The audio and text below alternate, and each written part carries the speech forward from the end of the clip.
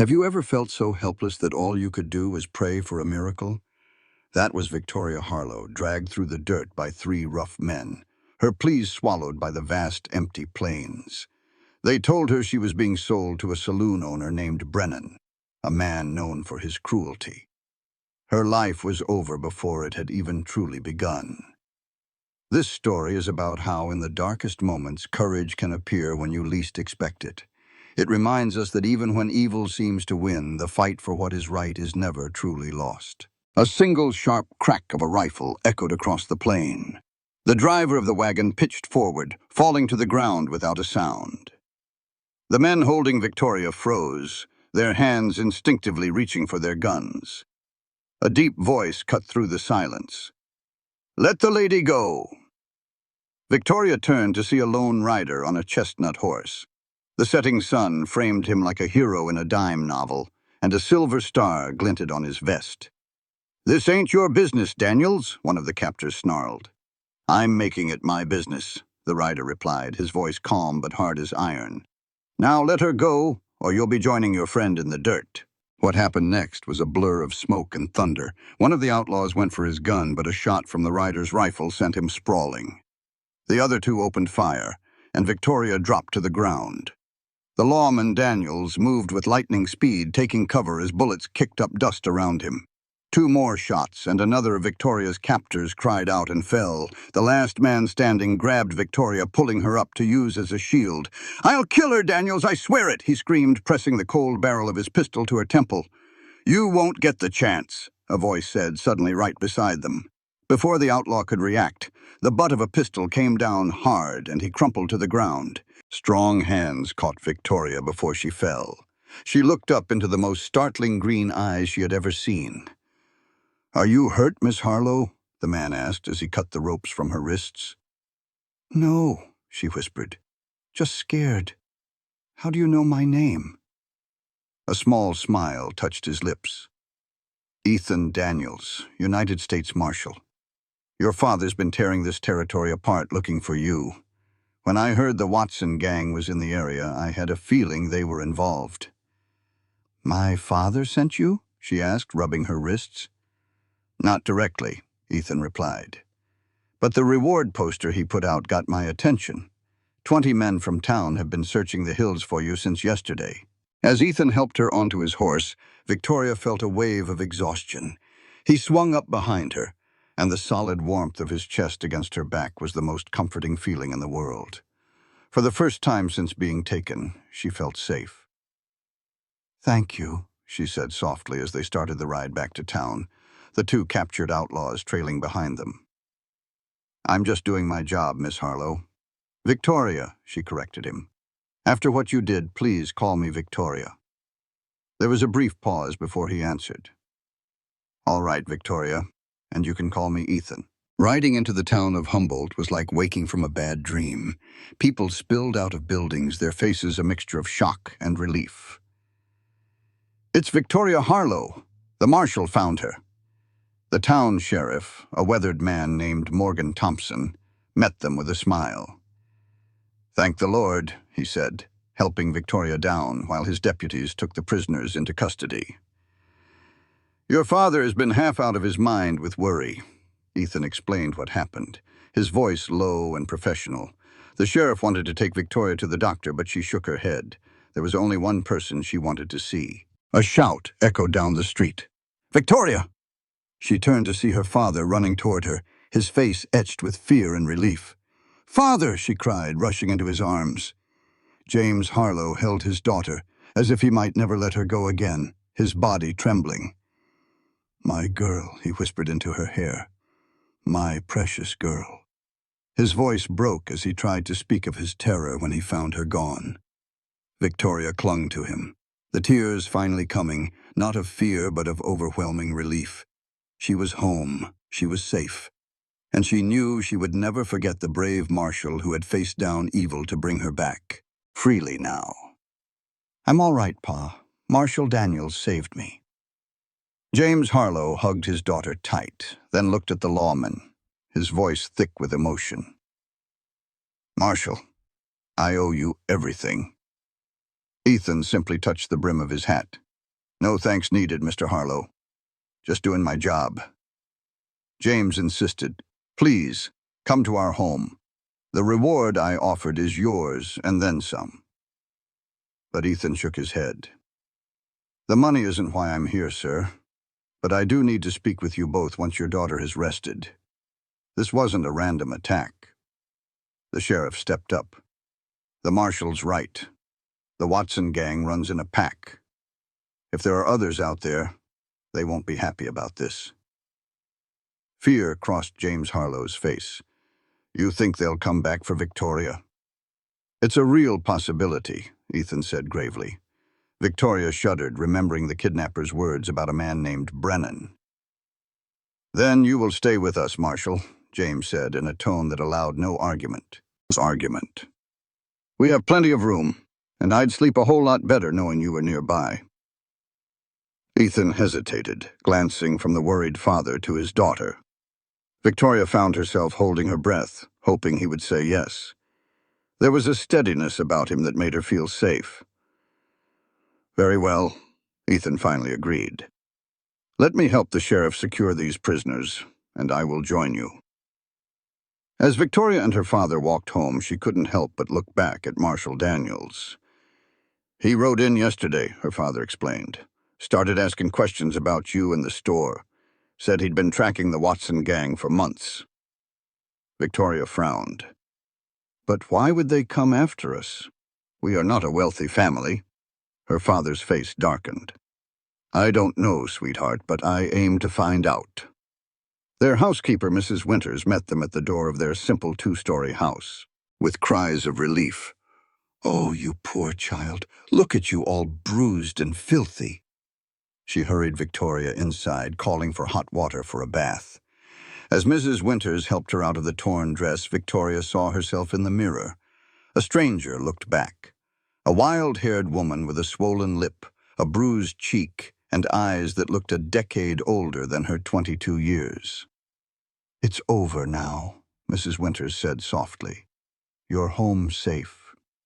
Victoria nodded, but she felt this was far from over. After a long soak, she put on a simple blue dress and went downstairs. She found her father and the marshal in the parlor. The conversation stopped the moment she appeared. Ethan rose to his feet. He was a tall man with a quiet authority that seemed to come as naturally as breathing effort. He had taken off his hat and gun belt. Miss Harlow, he said, his green eyes taking her in. You are looking much better. Thank you, Marshal, she replied, sitting down. I am feeling more like myself. Her father got right to it. The Marshal has been telling me some troubling things, Victoria.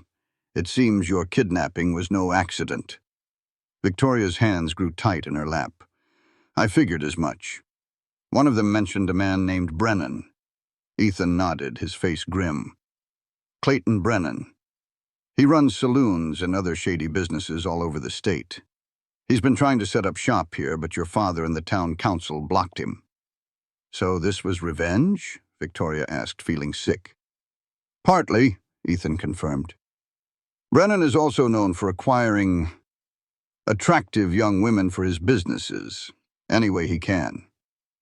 James Harlow's face flushed with pure fury. That animal was going to force my daughter into that life? Ethan's expression was as hard as stone. That appears to be the case, careful to keep his own hands clean. I have been building a case against him for months. Your testimony, Miss Harlow, could be the very thing that finally brings him to justice. Victoria sat perfectly still. You want me to testify against this man in court? It would mean a trip to Carson City, Ethan said. And you would likely face the men who took you.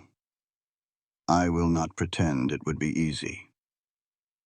She has been through enough, James protested. Ethan's gaze was intense. Mr. Harlow, I understand. But without her testimony, Brennan will walk free, just like he always does. He will keep terrorizing young women across Nevada. Victoria took a deep breath. I will do it, she said, her own resolve surprising her. If I can stop him from hurting anyone else, then I have to. Her father looked at her, his face a mix of pride and deep worry. "I am certain," she said, lifting her chin.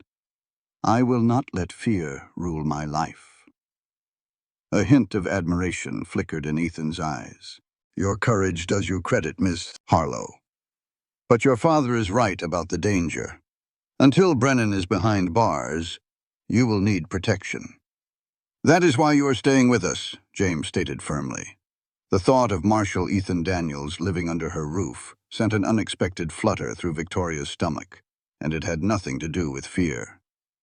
"When do you expect Brennan to make his move?" she asked. "Hard to say," Ethan replied. "But he is not a man who accepts failure. He will either try again, or he will try to eliminate the witnesses against him." A ghost of a smile touched Ethan's lips. "My apologies, Miss Harlow.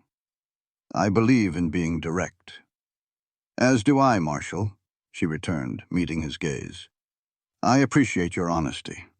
Something passed between them in that moment, a silent understanding. Mrs. Winters announced that dinner was ready. "Marshal," James said, "please make yourself at home." "Much obliged, sir," Ethan responded. "And if we are going to be under the same roof, I would prefer you call me Ethan." "Ethan, then," James agreed with a small smile. "And I am James." As they moved to the dining room, Victoria found herself walking beside Ethan. "May I ask how long you've been a U.S. Marshal?" she inquired. 5 years as a Marshal," he replied. "Before that, I was with the Texas Rangers for 3 years, and before that, the Union Cavalry during the war." Victoria did a quick calculation. "You must have been very young during the war." A shadow crossed his face. 17 when I signed up. Old enough to fight, too young to know what I was fighting for." Victoria sensed there was much more to that story. But dinner was being served, and the moment passed. Victoria couldn't help but steal glances at Ethan. He was a puzzle, a hard-bitten lawman with the manners of a gentleman, a gunfighter who could quote Shakespeare. After dinner, as Mrs. Winters cleared the table, Victoria was shooed out of the kitchen. The older woman, who had practically raised Victoria, had a knowing glint in her eye. She made no secret that at 22 Victoria should be looking for a husband, not just helping in a store. Finding no polite way out, Victoria went to the parlor. Ethan stood by the window, his gaze sweeping the darkening street. "Are you expecting trouble?" she asked, coming up beside him. He looked down at her. "I don't expect it, ma'am, but I never rule it out. It is how I have stayed alive this long." "That must be exhausting," she said, "always being on guard." "You get used to it," he answered with a small shrug. Victoria studied his strong profile in the lamplight. "Have you always wanted to uphold the law?" she asked, truly wanting to know what made this man tick. He was quiet for a long moment. "I have always believed in justice," he finally said. "Sometimes the law and justice are not the same thing." "And when they are not?" she pushed gently. His eyes met hers, and they were surprisingly honest. "Then a man has to decide who he serves. For me, it is justice, every single time." Now she understood his hunt for Brennan. "Is that why you are so set on catching him?" He paused, then decided to tell her the rest. "Men like him took my younger sister. She was only 19, I was away at the war. By the time I found her," he stopped, his jaw tight. "I was too late." Victoria gasped and put a hand on his arm. "Oh, Ethan, I'm so sorry. I did not mean to bring up painful memories." He looked at her hand, then back to her face. "You did not pry. But men like Brennan are still out there doing their evil, and the law does not always stop them." "But you will," Victoria said. It was not a question. "Yes," he said simply. "I will." They stood close, and Victoria was very aware of how improper it looked, but she could not make herself move away. It was Ethan who finally broke the spell, stepping back toward the window. "You should get some rest. Tomorrow we need to talk about keeping you and your father safe." As Victoria climbed the stairs, she thought about the complex man under their roof. He was dangerous and gentle, haunted but determined, and she felt drawn to him in a way she never had before. For the first time since her trouble began, Victoria felt truly safe. The next week fell into a new rhythm. Ethan was a quiet guest, often out working with the sheriff, but he was always there for meals and kept a close watch on the store. Victoria had insisted on going back to work. "I cannot hide forever," she had told her father and Ethan. "I will not let fear take my life from me." They reluctantly agreed, but Ethan made the rules. Victoria was never to be alone in the store, and a loaded shotgun was kept behind the counter. For her part, Victoria found herself watching Ethan. She noticed the clean way he moved, the rare smile that changed his whole face, and the gentleness he showed Mrs. Winters. On the seventh day, the bell over the store's door jingled. Victoria looked up and her welcoming smile faded. It was Clayton Jeff, the banker's son, strutting in like he owned the place. "Miss Harlow," he greeted her. "How wonderful to see you have recovered." Victoria's smile was thin. Clayton had been after her for months, ignoring all her polite refusals. "Thank you, Mr. Jeff.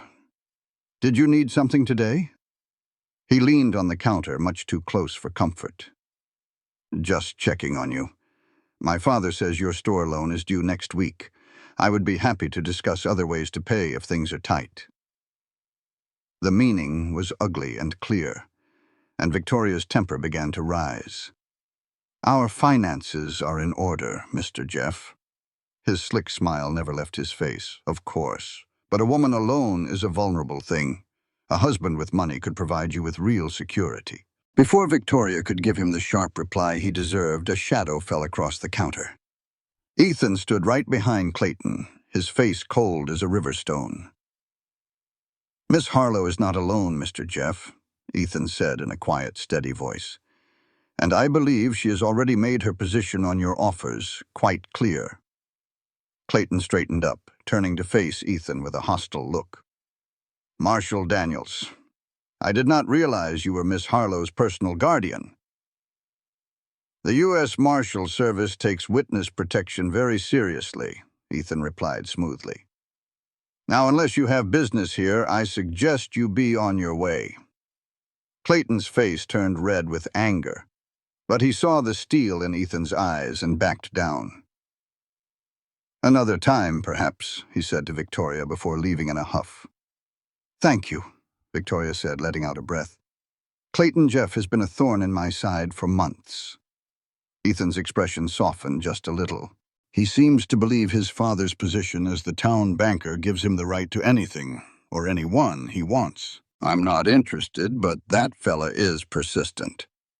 "Some men just don't take no for an answer," Ethan remarked, helping her straighten a bolt of cloth Clayton had messed up. "That has been my experience with most of them," Victoria said, "especially when a woman is the one saying it." Ethan stopped and looked right at her. "Well, I hope you do not put me in that bunch." Victoria felt her face get warm. "No," she said, her voice soft. "You are not like most men, Ethan." Something shined in his eyes then, maybe surprise or just pleasure at her words. It was gone in a flash when the door swung open and James Harlow walked in with a stack of mail. "A letter from the circuit judge," he said, handing a formal-looking envelope to Ethan. "An express rider just brought it." Ethan tore it open and his brow furrowed as he read. "The trial is set for 3 weeks from today in Carson City. Judge Harmon wants to get Victoria's deposition first, just in case." He paused. "In case Brennan manages to shut me up before I can talk," Victoria finished for him. She appreciated him trying to be gentle, but she preferred the plain truth. Ethan nodded, his face grim. "Exactly.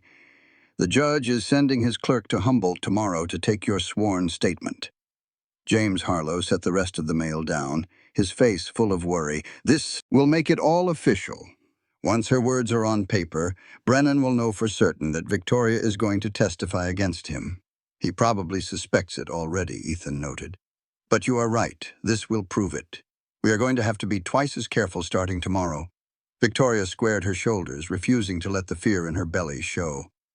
I will not back down. If my testimony helps put that man in jail, then it is what I will do.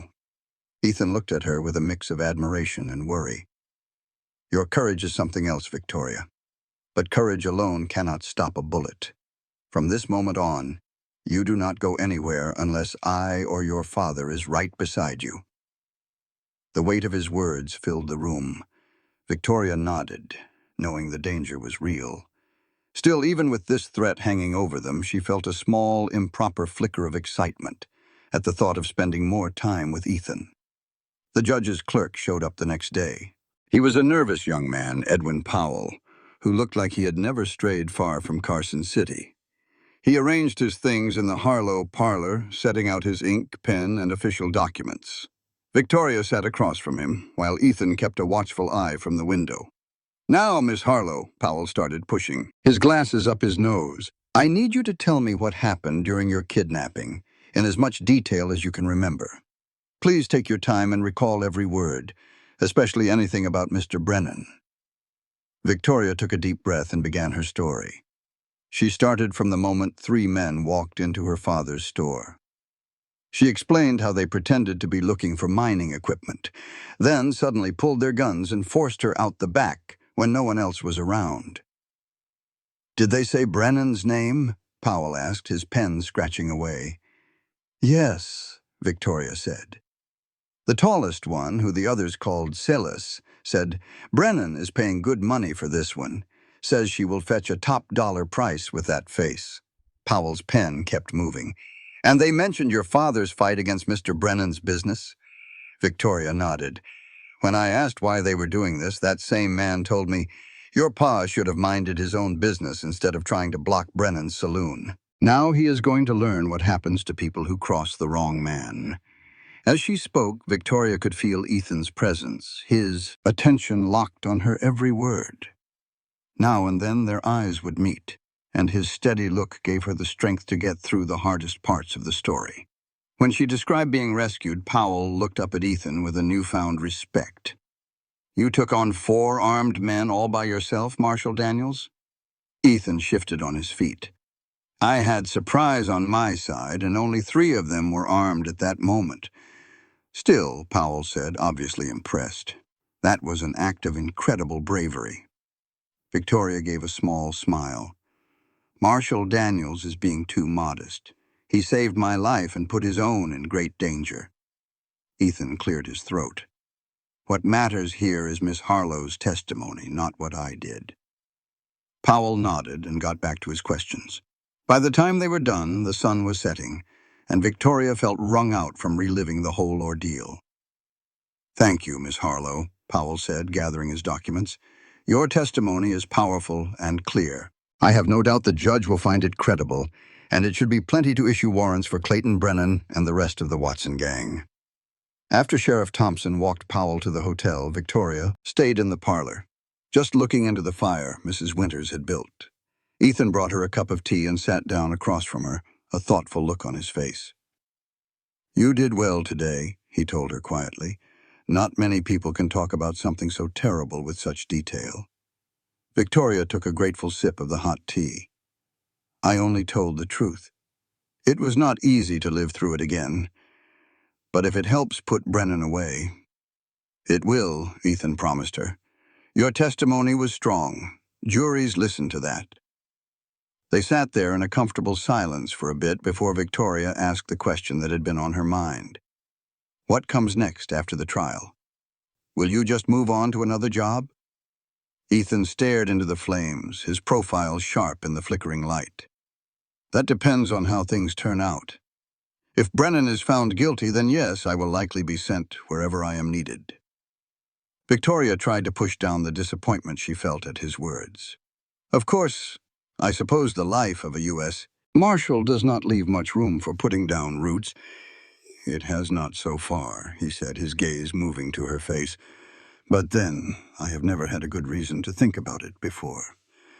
The meaning behind his words hung in the air between them, clear as day. Victoria was pulled from sleep after midnight by the sound of urgent voices downstairs. She quietly moved to the top of the stairs to hear better. Sheriff Thompson's voice was tight with worry. My deputy saw them on the south side of town. 5 men, and they are carrying heavy iron. Ethan's voice cut through the quiet, sharp and clear. Brennan's men for certain.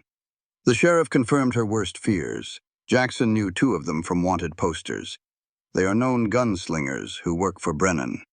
Victoria's hand gripped the wooden banister. 5 men. They had come to Humboldt to make sure she never testified. The danger was no longer a distant threat. "We need to move Victoria and her father to safety," Ethan said with finality. "They are too exposed in this house." "Where do you propose?" the sheriff asked. "My jail is not strong enough to stop that many determined men." Ethan paused.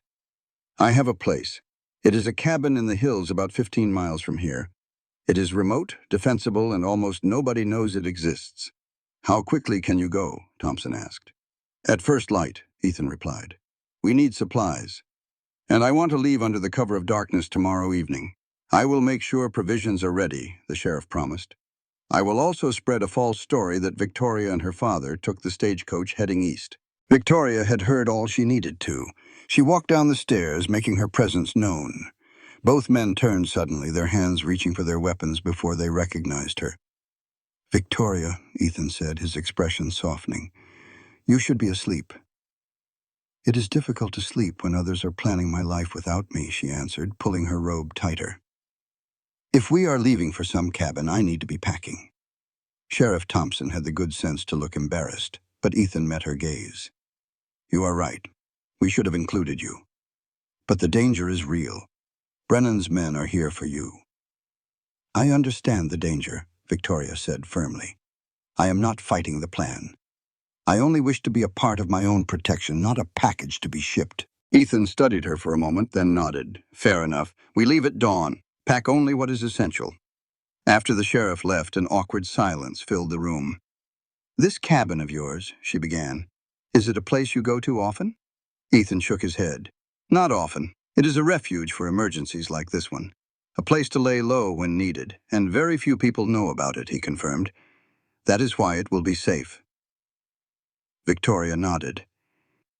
"And what happens after we get there? Do we just hide until the trial?" Ethan's face turned grim. "They will not give up so easily. They will search for you. They might find the cabin." "You mean we have to be ready to fight?" Victoria clarified. "I hope it does not come to that," Ethan said quietly. "But yes, we must be ready for that possibility." "Then you should know that I can shoot," Victoria stated. Surprise crossed Ethan's face, then something like approval. "My father taught me when I was 16. He believed a woman on the frontier should know how to defend herself." Ethan's gaze softened. "Your father is a wise man." He glanced toward the stairs. "I should wake him now. We have much to do before sunrise." As Victoria turned to go upstairs, Ethan spoke again. "Victoria." She paused and looked back. "I promise you, I will not allow any harm to come to you or your father. Whatever it takes." The power in his voice sent a shiver through her that was not from fear. "I believe you, Ethan." Mrs. Winters hugged Victoria tightly before they left, pressing a bundle of fresh bread into her hands.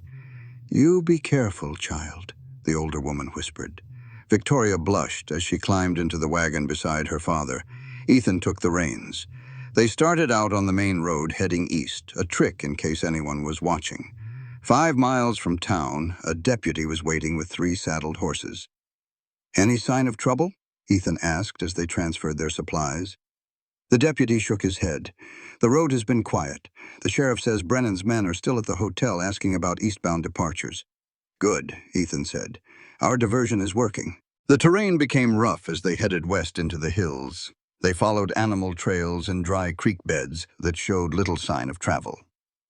By midday, they had climbed high enough to see Humboldt as a small cluster of buildings in the valley below.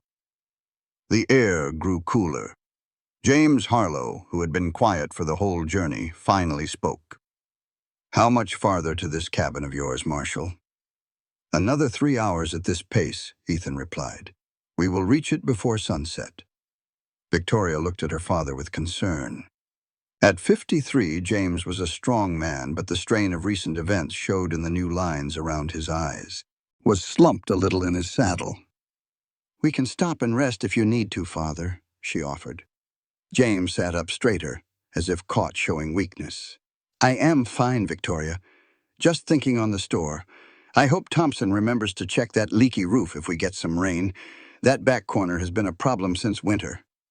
Victoria and Ethan exchanged a look, both knowing James was just trying to keep things feeling normal.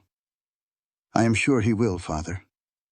Mrs. Winters will not let him forget it."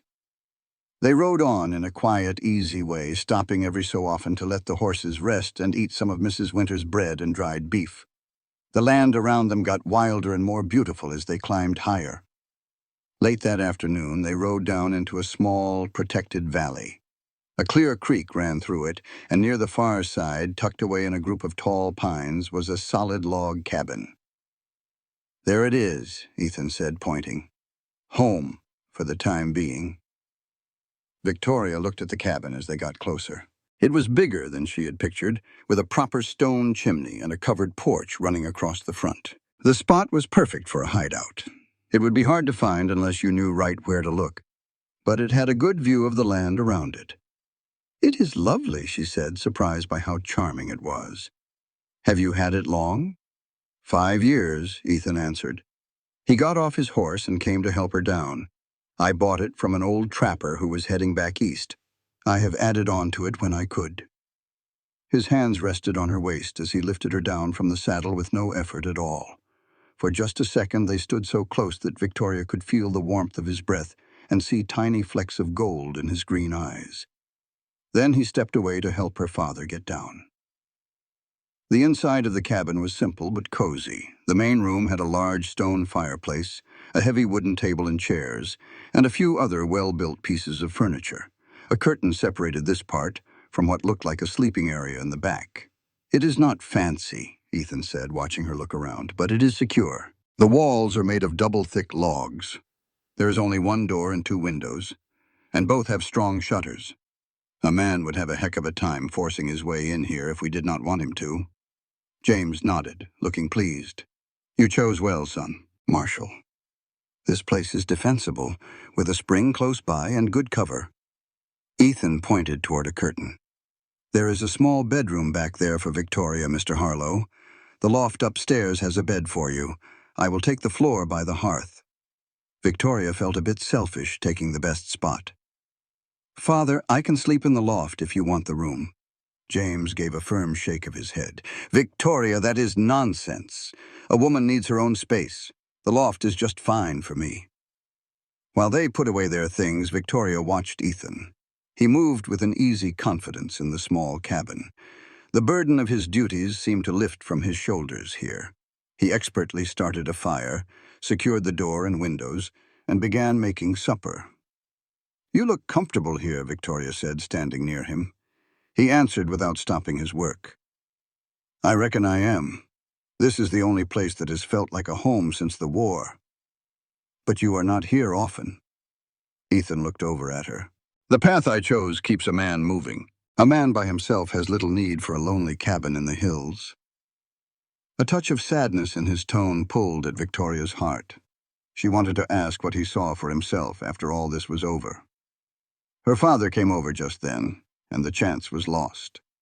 After a hearty supper, they enjoyed the warmth of the fire.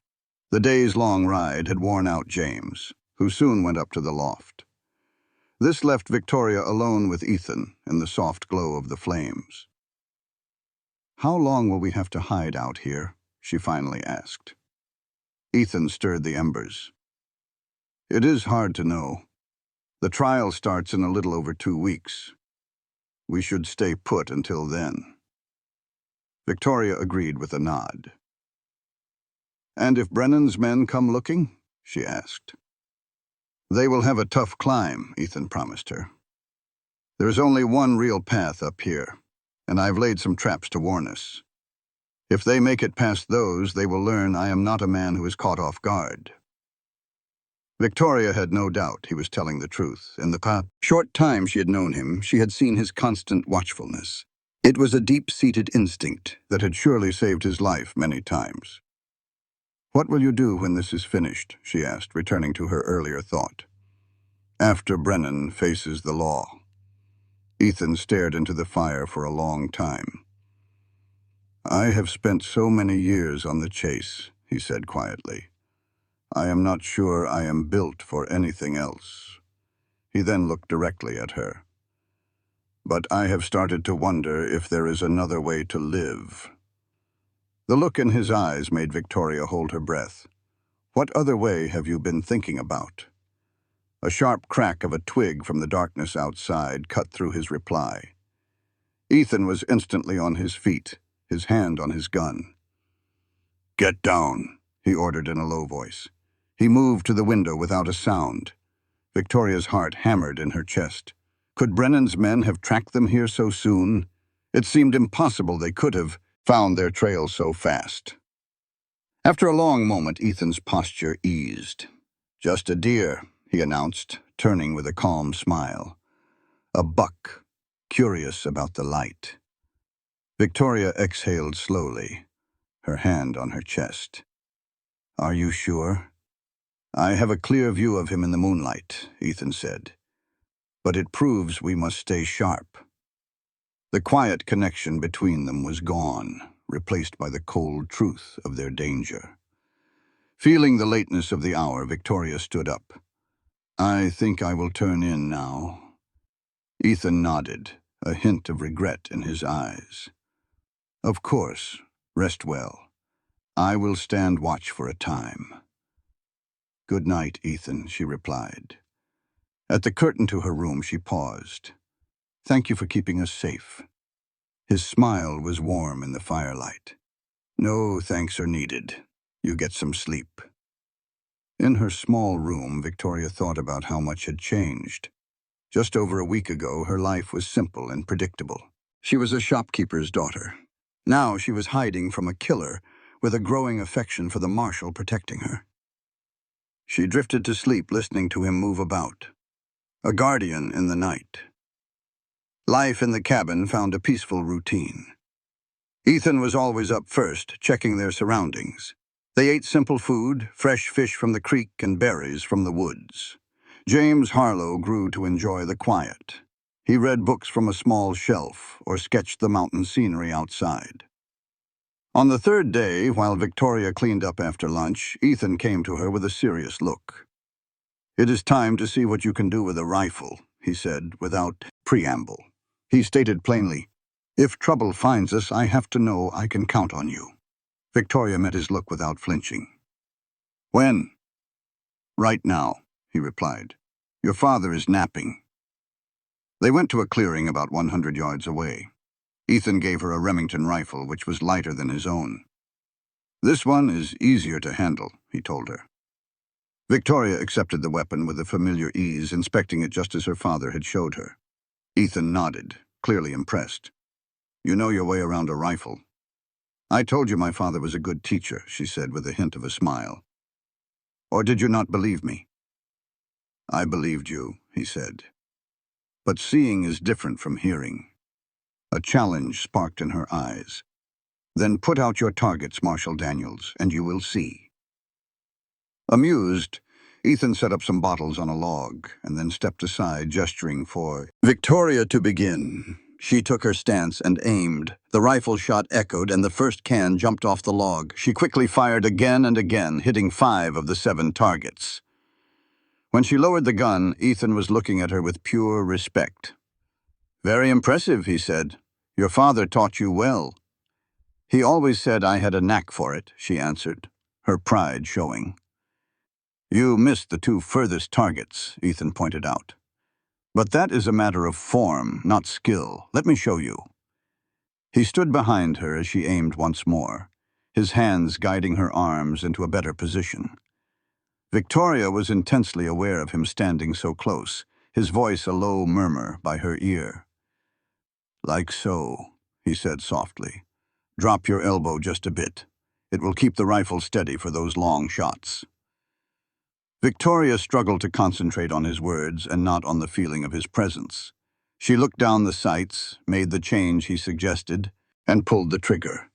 The bottle exploded into 1,000 little pieces. "That's the ticket," Ethan said, and his hands stayed on her shoulders just a bit too long before he stepped away. They burned through another hour of practice, and with Ethan's help, Victoria's aim got even better. When they got back to the cabin, James was sitting on the porch, sketching in his book. He glanced up at the rifle in her hands. "Heard you all making a racket. How did she do?" "Mr. Harlow, your daughter is a natural-born sharpshooter," Ethan said with a real note of respect in his voice. Victoria couldn't help but stand a little taller.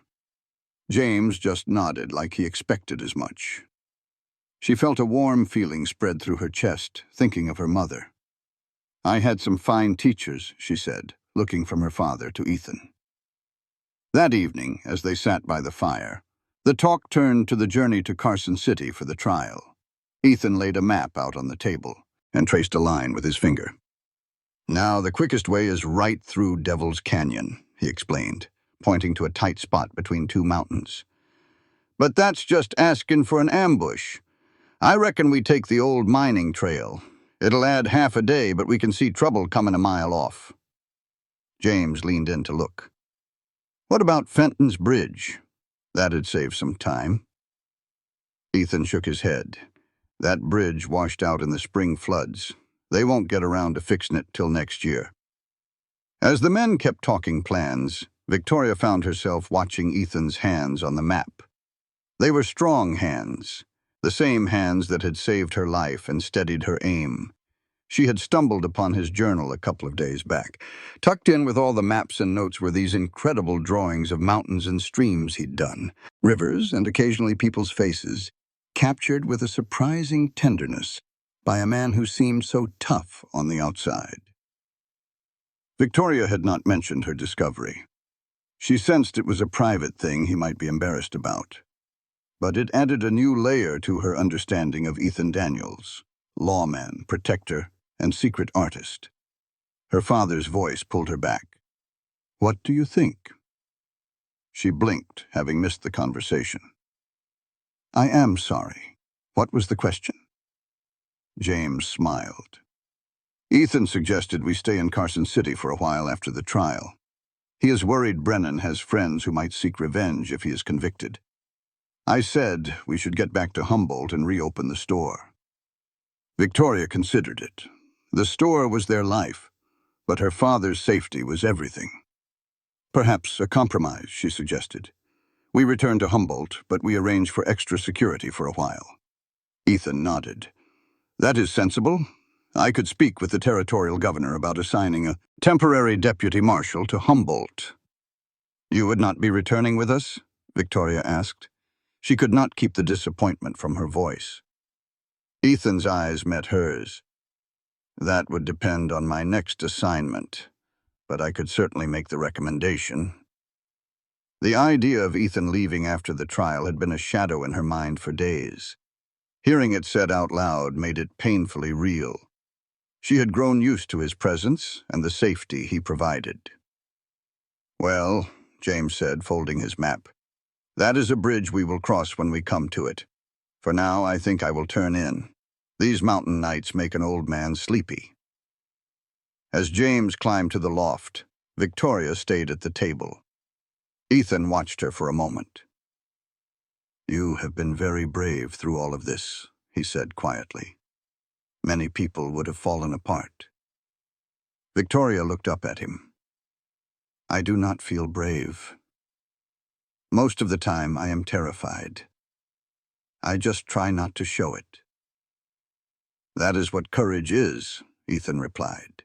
"Not the absence of fear, but acting in spite of it." "Is that what you do? Act in spite of your fear?" "Every day," he admitted, surprising her. "Fear keeps you alive in my line of work. It is when you stop feeling it that you make mistakes." "What are you afraid of, Ethan Daniels?" Victoria asked softly. She was truly curious what could frighten this fearless man. He was quiet for so long she thought he would not answer.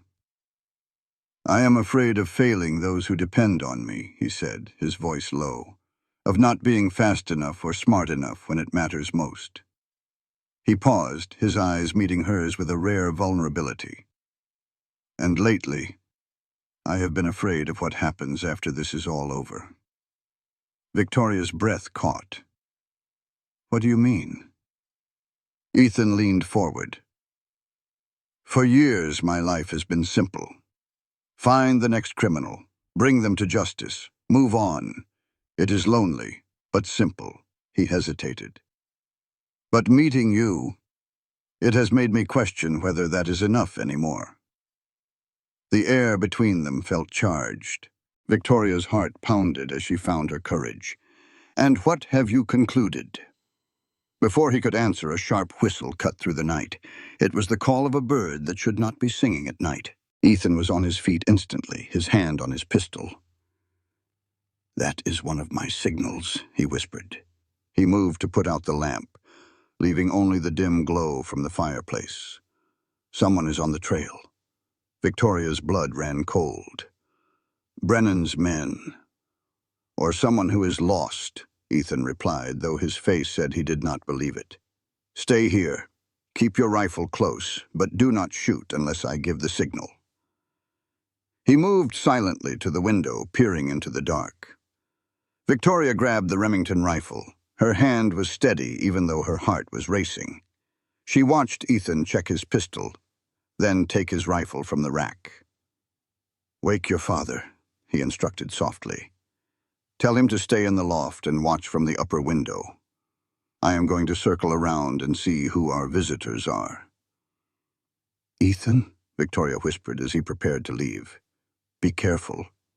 He looked back at her, a hint of a smile on his face. Always am. Then he was gone, a shadow melting into the darkness.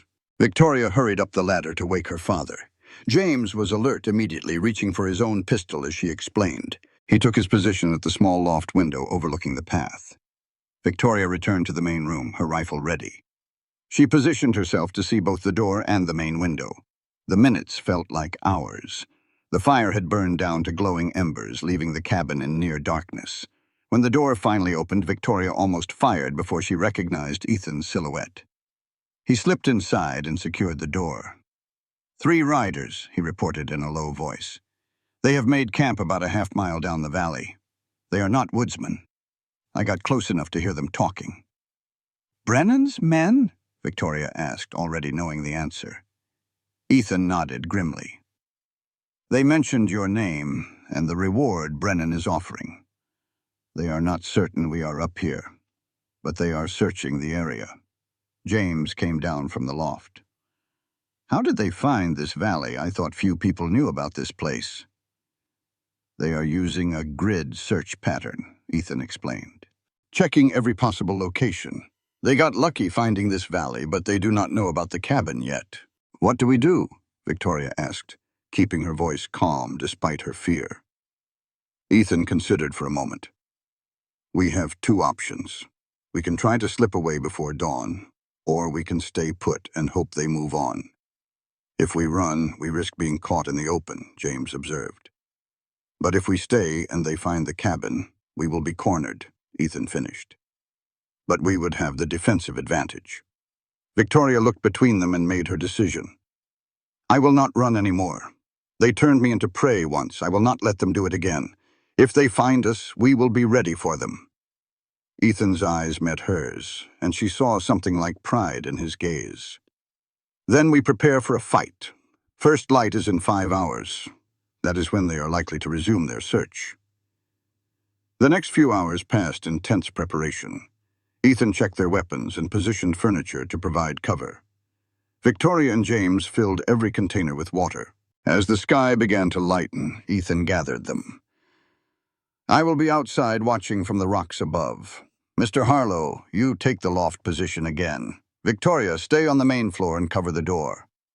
He hesitated, then added, if shooting starts, 1 clean shot is better than 10 hasty ones. And if something happens to me, there is a hidden exit through the root cellar. The trap door is under the rug. Victoria wanted to protest, to say that nothing would happen to him. But she understood, so she just nodded. We will be ready. As Ethan prepared to leave, he paused beside her.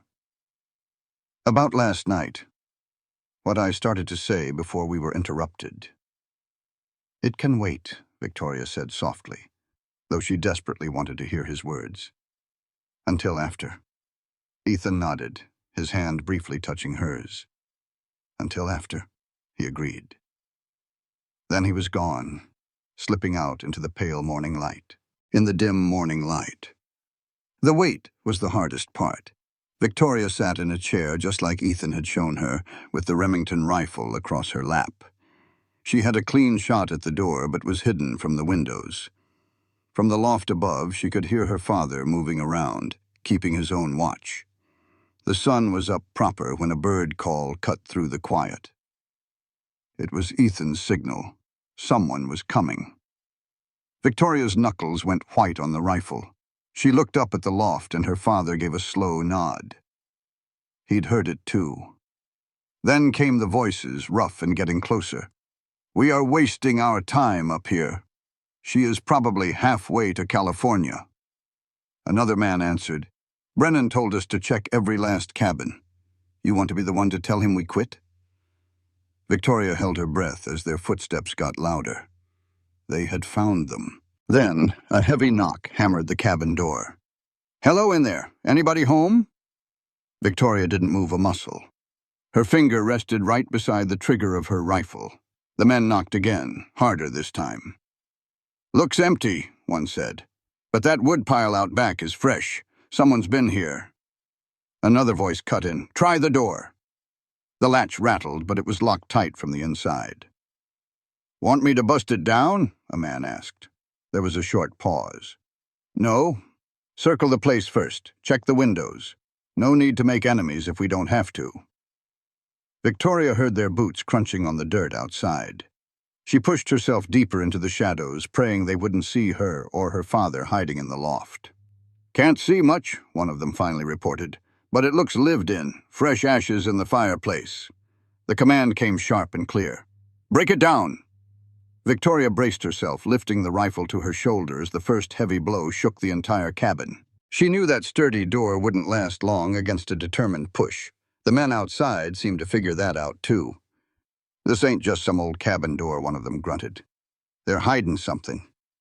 The leader spoke again. "Jenkins, go get the axe." Victoria's heart was pounding. Where was Ethan?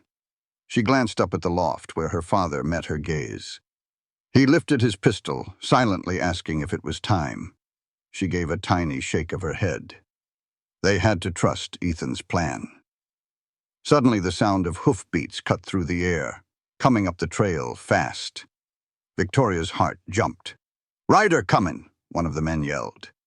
She heard the clicks of hammers being cocked just before a calm voice rang out. "Howdy, gentlemen. A fine day for a ride in these hills, ain't it?" There was a confused silence. "Who in the hell are you?" a man demanded.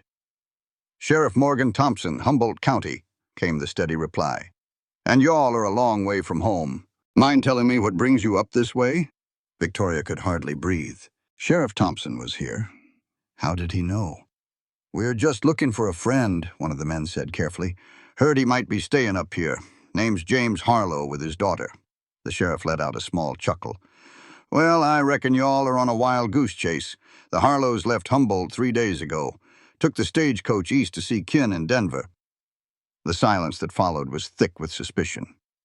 "You seem mighty sure of that, Sheriff," one of them finally said, "and mighty interested in our business." "It's my job to know who comes and goes in my county," Thompson said, his voice flat. "It's also my job to ask questions when strangers start poking around with their guns out." Victoria could hear the men shifting their feet, the tension rising. "Now," Thompson went on, his voice turning hard as iron, "I suggest y'all move along. This cabin belongs to a friend of mine, and he don't take kindly to trespassers." "And what if we ain't ready to leave just yet?" one of the men challenged. What happened next was a blur. A single gunshot echoed from the rocks high above the cabin, kicking up dirt right at the men's feet. At the exact same time, Sheriff Thompson's voice boomed out. "That would be a big mistake, gentlemen. You are surrounded." Victoria peeked through a crack in the shutters. The sheriff sat on his horse, a shotgun aimed steady at the 3 men. They looked like regular cowboys, but heavily armed and now very nervous. "Marshal Daniels has a rifle on you from those rocks," Thompson said calmly, "and I assure you he rarely misses. I also got 2 deputies in the trees to your left. Now, I'm going to ask you one more time to lower your weapons and tell me your real business here."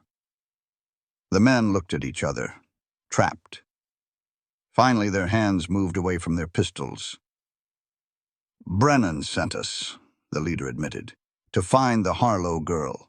Said she was going to cause him trouble in court." "And what were you supposed to do?" Thompson pushed. The man looked down. "Just persuade her not to testify." "With those?" Thompson asked, nodding toward their guns. The men's silence was all the answer he needed. "All right, here is what is going to happen," Thompson said, his voice clear as a bell. "You are going to get on your horses and ride back to wherever Brennan is hiding. You will tell him that Victoria Harlow is under the protection of the United States Marshal Service. Any more attempts to bother her will bring more charges down on him and anyone who helps him. Is that clear?" The men looked at each other, their bluff called. The leader finally nodded. "Clear enough, but Brennan will not be happy." "Brennan's happiness ain't my concern," Thompson shot back. "Now get mounted. My deputies will see you to the county line." Victoria watched as the men walked slowly to their horses. Just as they were about to leave, Ethan appeared from the rocks above, his rifle still aimed. "One more thing," he called out. "Tell Brennan that Marshal Daniels sends his regards. And the next time he sends men after Victoria, I will not be firing a warning shot." The threat hung in the air, cold and sharp. The men got on their horses in a hurry, glancing nervously up at Ethan as they rode away. 2 other riders, the so-called deputies, appeared from the woods and followed them down the trail. Only when they were long gone did Victoria unlock the door. She stepped outside, her hands still shaking a little. Ethan and Sheriff Thompson were talking quietly. They both turned as she came out, their faces full of relief. "Victoria, are you all right?" Ethan asked, walking over to her. "I'm fine," she said, her voice a bit wobbly. "How did the sheriff find us?" Thompson swung down from his horse just as James Harlow stepped out of the cabin. "It was not too hard," the sheriff explained. "When Brennan's boys started asking about the hills west of town, I figured they were getting close. Thought you might could use some backup, Marshal." Ethan nodded. "Your timing was perfect, Sheriff. And the deputies?" A smile crossed Thompson's weathered face. "No deputies, just my imagination and your good aim." "They bought it, though." "Will they really leave?" James asked. "They will," Ethan said for sure. "Men like that are bullies. They wanted an easy fight, not this. They will go back and tell Brennan it is not worth the risk." Victoria finally let out a long breath.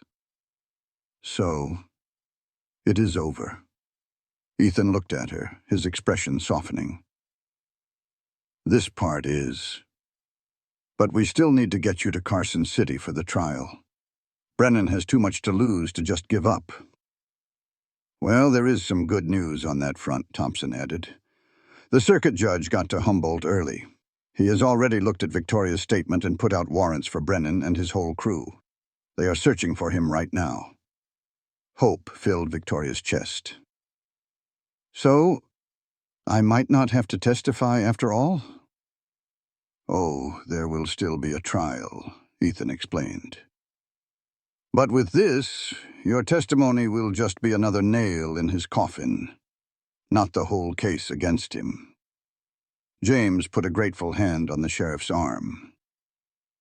"We owe you, Sheriff, riding all the way up here." Thompson just waved it off. "Just doing my job. Besides, I have known you folks too long to let some lowlife run you out of the county. Should ever have to see a criminal threaten his family." He looked at Ethan. "What is your plan now, Marshal? Still heading to Carson City?" Ethan nodded. "Yes, but we are not in such a hurry now. We will stay put another day or 2. As they talked, Victoria studied Ethan, remembering the conversation they had started the night before. He had been about to tell her something important right before all the commotion. Now that things had settled down, she wondered if he would finish his thought. The rest of the day was a strange mix of relief and being on guard. Sheriff Thompson ate a meal with them before heading out. Once he was gone, the cabin felt a lot quieter. As evening rolled in, Victoria found herself alone on the porch with Ethan. They sat on a bench, watching the sun paint the sky all shades of orange and purple. "Thank you," she said, her voice soft, "for keeping us safe today, for all of it." Silence. "For protecting us today, and for everything, really." Ethan looked over at her. "You do not need to thank me, Victoria. I was just doing my duty." "Was it only your duty?" she asked, finding the courage to say what was on her mind. Ethan was quiet for a good long while, just watching the sunset. "No," he finally said, his voice low and honest. "Not only duty, not for some time now." Victoria's heart started beating faster. "Last night you were saying you wondered if being a marshal was enough anymore. What did you mean by that?" He turned to face her, the sunset reflected in his eyes. "I meant that meeting you has me thinking about a different kind of life. Things I'd put away years ago, like a home and a family." Victoria held her breath. "And what have you concluded?" His hand found hers on the bench. "That maybe it is time I put down some roots, if I could find someone willing to share that life." "Even if it meant giving up being a marshal?" Victoria asked, needing to be sure. "Not giving it up," he corrected, "but maybe changing how I serve. The governor keeps offering me a job as the chief marshal for the whole Nevada territory. I would be based in Carson City with a lot less riding around." He paused for a moment. "I have always turned it down before, but now..." "Now you are considering it," Victoria finished for him, her heart just about bursting with hope. "I am more than considering it," Ethan admitted. "I wrote a letter accepting the position 3 days ago while you were out picking berries." His eyes searched hers for an answer. "I know this is all very sudden, Victoria. We have not known each other long." A small smile played on her lips. "Is that what this is? A courtship?" The corner of Ethan's mouth turned up. "It is, if you are open to the idea. I am not asking for your hand in marriage. Not yet. But I am asking if you might allow me to call on you properly once we get back to town, to see if this feeling between us could grow into something real." Victoria looked down at their hands linked together, then back up at the man who had protected her family and somehow found his way straight into her heart. "Ethan Daniels," she said, ready with her answer. "I reckon you already know how I feel about you." "And yes," she said softly, "I'd be honored to have you call on me. But I'm warning you, Mrs. Winters will be watching our every move." A wide grin spread across Ethan's face, washing away the years of hardship. He leaned in and gave her a quick, gentle kiss that sent a wave of warmth right through her. "I suppose I can handle Mrs. Winters' watchful eye," he whispered, "long as it means I can be near you." Victoria felt her cheeks flush. "My father will have questions," she warned. "He's a protective man." "As he should be," Ethan said, "and I'm ready to answer every single one. I respect your father, Victoria, and I won't move forward without his blessing." Just then, the cabin door swung open, and James Harlow stepped out. Victoria tried to pull her hand away, but Ethan held it tight, looking her father straight in the eye. "Mr. Harlow," Ethan said, standing up but not letting go of her hand. "I hope I ain't overstepping, but I just asked your daughter if I could court her properly once this is all behind us." James looked from one to the other, his face hard to read. Then a slow smile appeared. "Took you long enough, Marshal. I've seen the way you look at my daughter." Victoria's face grew even warmer. "Father!" James just chuckled.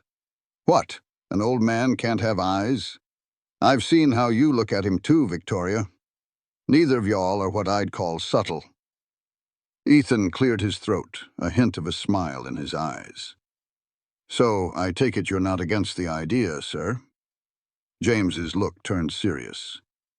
Victoria is a grown woman and can make her own choices. But as her father, I have to ask about your intentions and your ability to provide for her." "Of course," Ethan answered. "I've just taken a job as chief marshal for the Nevada Territory based in Carson City. It comes with better pay and a house. My plan, if Victoria feels the same, is to ask for her hand in marriage." He glanced at Victoria, his eyes soft. "But that will be her decision entirely." James nodded, looking satisfied. "And what about your line of work? Being a lawman's wife is a hard life." "The chief marshal job is mostly paperwork," Ethan explained. "I'll still wear a badge, but my days of chasing outlaws are behind me." Victoria, who'd been listening with a mix of joy and embarrassment, finally spoke. "Father, I appreciate your concern, but I can decide for myself if I'm ready for that life." James laughed and held up his hands. "Of course you are. I just needed to hear the man say it." He offered his hand to Ethan. "You have my blessing, Marshal Daniels. But you court her proper, you hear? My girl deserves that." Ethan shook his hand firmly. "You have my word, sir." Standing there on the porch as the sun went down, Victoria felt a deep sense of peace. The danger wasn't gone completely. Brennan was still out there. But for the first time in a long while, she saw a happy future ahead of her. Ethan's hand found hers again and gave it a gentle squeeze, like he knew exactly what she was thinking. 2 weeks later, Victoria stood on the courthouse steps in Carson City. She watched as they led Clayton Brennan away in chains, his face sour with anger. The trial was quick. The evidence was overwhelming, especially with Victoria's clear testimony about what he'd done. Ethan stood beside her, no longer her protector but her official suitor, his hand resting on her back. "It's really over," she whispered. "He'll serve 20 years in territorial prison," Ethan confirmed. "With the other charges, he'll likely never be a free man again." The past few weeks had been a blur. When they arrived in Carson City, they learned that federal agents had already taken down most of Brennan's crew. Many of his own men had turned on him to save themselves. Victoria's words were just the final nail in his coffin. Ethan had started his new job as chief marshal and moved into the house that came with it. Victoria and her father stayed at the best hotel in town. Ethan called on her every day, always with a proper chaperone. Their courtship went smoothly. Victoria learned that the kind, smart man she saw glimpses of in the cabin was the real Ethan. The hard shell was just for his old job.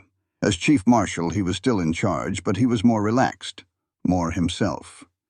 In turn, Ethan discovered Victoria had a strength and a quick mind that he admired more every day. He loved listening to her talk about everything from books to politics. "So what's next?" Victoria asked as they walked down the steps. "Will you have to testify again?" Ethan nodded. "For a few of his men, yes. But those trials are months away. Nothing to get in the way of our plans." She raised an eyebrow. "Our plans? And what might those be, Chief Marshal?" A small smile played on his lips. "Well, Miss Harlow, I was thinking it was about time I had a talk with your father about visiting the preacher. Unless you think 2 months is moving too fast." Her heart jumped. 2 months might seem fast to some, she said, trying to keep her voice steady. But after all we've been through, I'd say we've packed a lifetime into that time. Ethan's smile grew wider. "My thoughts exactly. So you wouldn't be against a fall wedding, maybe in October, when the aspen trees turn gold?" "October sounds perfect," she agreed, smiling brightly. "But shouldn't you be on one knee with a ring for a question like that?" Ethan chuckled. "I had something more romantic in mind than the courthouse steps. Maybe a sunset ride up to a certain mountain cabin where I first knew I was falling in love with you." The word love made her breath catch. "That sounds much better," she said softly. Just then, her father walked over. "Well, that's that," James said with a satisfied look. "Justice is served. Now we can talk about heading back to Humboldt." Victoria and Ethan shared a look. "Actually, Father," she started, "there's something we'd like to talk to you about at dinner tonight." James's eyes twinkled knowingly. "Let me guess. You two have decided to get married, and you're hoping I'll be fine with Victoria staying right here in Carson City." Victoria stared at him.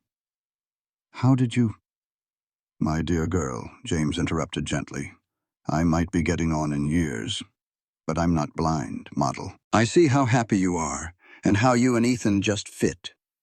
He let out a long breath, a sound of both sadness and peace. "The store was always meant for you, but I can't ask you to set aside your happiness for a building." Ethan spoke up firmly. "We would never expect you to handle it alone, sir. Actually, I was hoping to talk to you about another idea. A position is opening up in the Territorial Commerce Office here in Carson City. It is a perfect match for your skills. The pay is mighty fine, the hours are fair, and you would be working right alongside the governor." James looked genuinely surprised. "You have been thinking about my future, too." Ethan nodded. "Victoria cares about you a great deal, Mr. Harlow. Your happiness is important to her, and that makes it important to me. Besides, I would much rather have my father-in-law nearby than 100 miles up in Humboldt." James was clearly moved by Ethan's gesture. "And the store," Victoria added gently, "we could sell it. Or we could hire a manager. You would still own it. We have options, Father. The important thing is we figure it out as a family." That word, family, seemed to settle deep in James's heart. He looked at Victoria and Ethan, and for the first time he saw more than just his daughter and her young man. He saw the start of a whole new family. "Well, now," he said, his voice a little thick, "I suppose it would not hurt to hear more about that commerce job." Victoria wrapped her arms around her father, relief washing over her. "Thank you, Daddy, for understanding, for everything." He patted her back. "You deserve to be happy, my dear. And it is plain to see that Ethan Marshall makes you happy." He stepped back with a twinkle in his eye. "Now, I believe you two had some plans for a trip to a certain mountain cabin. With Mrs. Winters along as a chaperone, this weekend seems like the right time." Ethan nodded seriously. But Victoria saw the smile he was holding back. "Yes, sir. I would not have it any other way." 3 days later, Victoria was riding toward that same cabin again, but this time, everything was different. She rode her own horse next to Ethan, with Mrs. Winters a respectable distance behind them, followed by 2 pack horses loaded with supplies. The autumn air was sharp and clean, and the aspen trees were starting to turn from green to brilliant gold. The valley felt even more peaceful and lovely than she remembered in the afternoon sun. "It has not changed one bit," she said as the cabin appeared. "Some things do not need to change to mean even more," Ethan answered, looking at her instead of the scenery. They had been proper during their courtship, stealing only a few kisses when no one was looking. But the memory of their private talks by the fire at that cabin had kept their spirits up. True to her word, Mrs. Winters inspected the entire cabin before she would let the young couple have a moment alone, even on the porch. "I promised your father I would not let you two out of my sight," she announced, but her stern look could not hide the smile in her eyes, at least not for very long. By sundown, a comfortable rhythm had set in. Mrs. Winters fixed supper inside while Ethan and Victoria sat on the porch, where they could be seen but still have a quiet talk. "Do you remember the first time we sat here together?" Victoria asked, her eyes on the sunset that was painting the whole valley orange and gold. Ethan just nodded, looking thoughtful. "Not long ago, I told you I was thinking about the chief marshal job, about finally putting down some roots. And now here we are," Victoria said, her voice soft, "planning our life." Ethan took her hand, and that familiar thrill shot right through her, same as the very first time. "There's something I need to ask you, right, Victoria?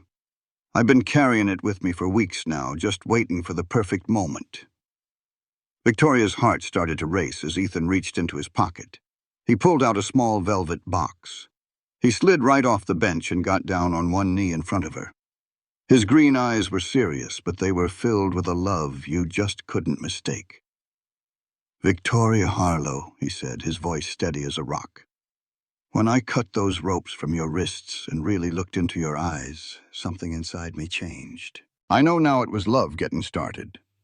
He opened the box, and inside was a beautiful gold ring with a perfect diamond in the middle and 2 little emeralds on the sides. I'm asking you to be my wife, my partner, my home. Will you marry me?" Tears of pure joy filled Victoria's eyes. She looked from the ring to this strong, honorable man who had not only saved her life, but had stolen her heart. "Yes, Ethan Daniels," she whispered, her voice full of emotion. "Yes, I will marry you." He slipped the ring on her finger and stood up to give her a kiss so tender it made her heart ache. Victoria knew without a doubt that the terrible things that brought them together had led to something beautiful. It was a love that started in danger, but would grow strong in peace. Just then, Mrs. Winters cleared her throat from the doorway. She announced that dinner was ready, a gentle reminder that they weren't alone. Victoria and Ethan pulled apart, both of them smiling like they'd been caught, but neither one was sorry. As they stepped into the warm light of the cabin, Victoria felt like she was truly coming home. Not to a building, but to a person and a future. The autumn days flew by, filled with wedding plans and the business of joining two lives. James Harlow took the job in the Commerce office and sold his store in Humboldt to a young couple. The Harlows moved to Carson City for good. James got a room near his new office, while Victoria stayed at the hotel until the wedding. Ethan's home, a nice two-story house provided by the government, was completely transformed by Victoria. New curtains and furniture turned the simple bachelor pad into a warm and inviting home. Ethan just watched and smiled, happy to see her making the place her own. On a perfect October afternoon, Victoria Harlow became Victoria Daniels. The governor himself was there. Sheriff Thompson came all the way from Humboldt, along with lots of folks who'd known Victoria since she was a little girl. They exchanged their vows in the little white church in the middle of town. Ethan's voice was strong and sure, and he never took his eyes off Victoria's face. When he promised to love, honor, and protect her, everyone who knew their story knew he meant it. He had already proven it. The reception at the governor's mansion was a fine affair, but it felt comfortable and warm. Victoria and Ethan walked around hand in hand, and their happiness was plain for everyone to see. Even Clayton Jeff, who came from Humboldt, had to admit the love between them was real.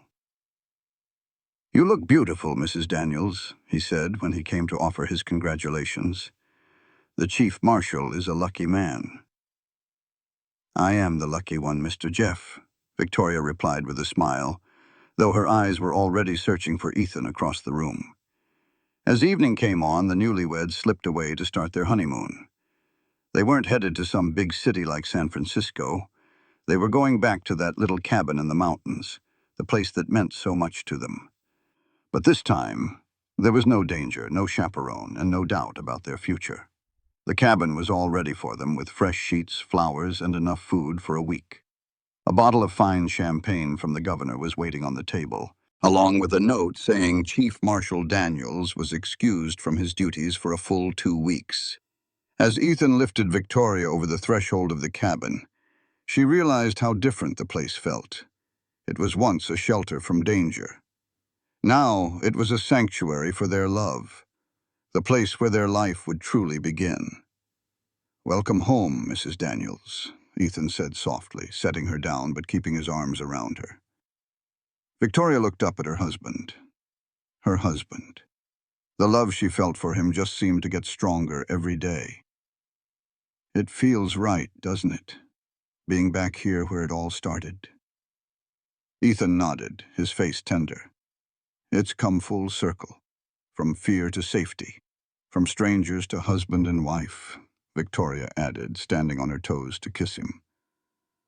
Later, as they lay together in the quiet dark, Victoria rested her head on Ethan's chest, listening to his steady heartbeat. The path that had brought them here was wild and dangerous, but she wouldn't change a single bit of it because it led her straight to him. "What are you thinking about?" Ethan asked quietly. Victoria smiled in the dark. "I was thinking about fate.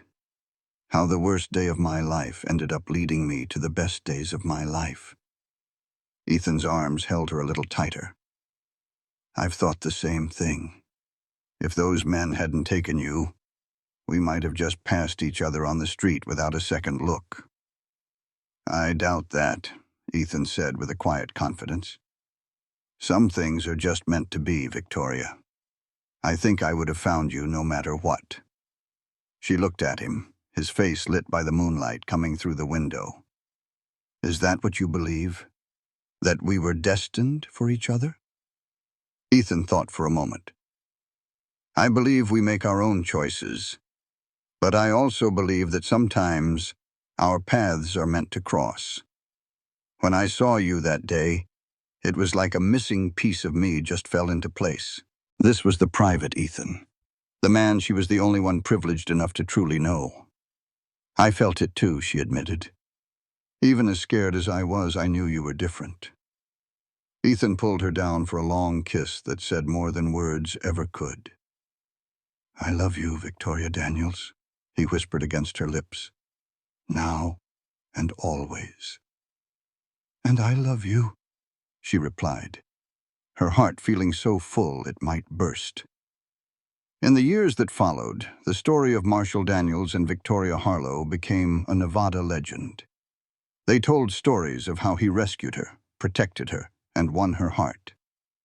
The cabin in the mountains was always their special place, a retreat they returned to as their family grew. Ethan served as chief marshal until Nevada became a state. Then he was appointed to the state Supreme Court, where he could fight for justice without a gun. Victoria started a school for young women in Carson City, making a difference in her own way. Here, not just teaching them sewing and cooking, but also useful things like how to keep business records and how to defend themselves. They raised 3 children, 2 boys and a girl. All of them grew up hearing the story of how their parents met, though the scarier parts were saved for when they were older. The oldest boy went into law like his father, while the younger one became a doctor. Their daughter, who had her mother's spirit and her father's belief in justice, became one of Nevada's very first female lawyers. James Harlow lived long enough to see all his grandchildren grow up.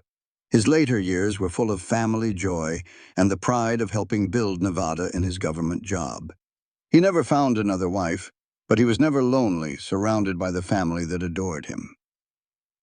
For their 25th wedding anniversary, Ethan brought Victoria back to the cabin. They came often, but this time was special. It was a milestone they had to mark in the place their story truly started. As they sat on the porch watching a sunset that looked just like the one on the day he proposed, Victoria rested her head on Ethan's shoulder, feeling the easy comfort of their many years together. 25 years, she said softly. Sometimes it feels like yesterday you cut those ropes from my wrists. Other times it feels like we have just always been this way. Ethan's arm held her tighter, his touch as comforting now as it was on that first frightening day. Best choice I ever made following those tracks. He kissed her temple. But I reckon my second best choice was asking you to marry me. Victoria's laugh was as clear as it was when she was a girl. And to think all it took was a kidnapping, a gunfight, and a major trial to get us together. Most folks just get by with a dance at the town social. Ethan rumbled a laugh that she felt against her side. We never have done things the easy way, have we? No, Victoria agreed, turning her face up for his kiss. But I would not change a single second of it. As the sun sank behind the mountains, coloring the sky in fiery shades of orange and gold, Victoria Daniels thought about the wild journey her life had been. She had gone from a terrified girl in a wagon to a cherished wife, a mother, and a woman her whole town looked up to. The path was not always smooth, but every step had led her right where she was meant to be. She was in the arms of the man who had not just saved her life, but who had given her a life that was worth living. And when you got right down to it, that was a love story worth telling. This content was carefully researched, developed, and manually edited by our team to deliver meaningful stories with valuable life lessons. Every narrative is crafted to entertain, inspire, and empower our audience. We believe that great stories can change lives, and we are committed to bringing you content that matters. Thank you for being part of our community.